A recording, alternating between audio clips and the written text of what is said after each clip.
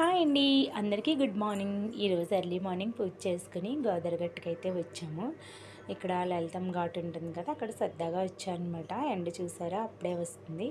సూర్యభగవాన్ని చక్కగా నేరుగా దర్శించుకోవచ్చు. మనకి డే విటమిన్ అనేది బాగా అందుతుంది అనమాట.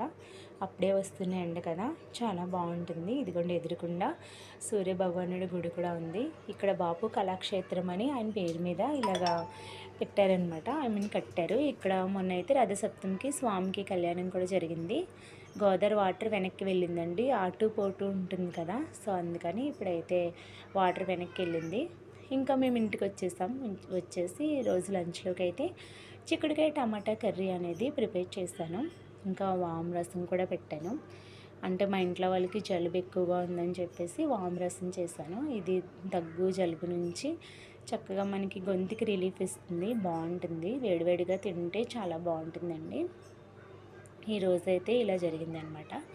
ఇంకా ఎర్లీ మార్నింగ్ లేవడం వల్ల డ్రెస్ చేంజ్ చేసేసుకున్నానని చెప్తున్నాను. డ్రెస్ అయితే చేంజ్ చేసుకుని వంట అనేది చేశాను. అంటే శారీతోనే ఉండలేం కదా.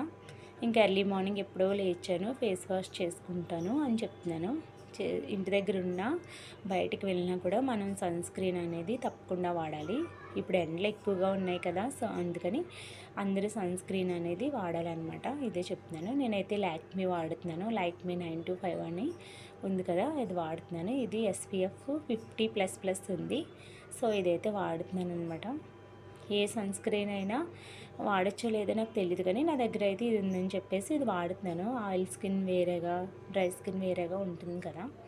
ఇంకా ఇప్పుడైతే నేను క్యారెట్ అనేది ఇలా పెట్టాను. ఏంటో అనుకుంటున్నారా, జ్యూస్ అనేది చేసి ఇందులో వేసానండి. ఎర్లీ మార్నింగ్ ఇంకా చేసుకోవాలంటే కష్టంగా ఉందని ఇలా వేసుకున్నాను.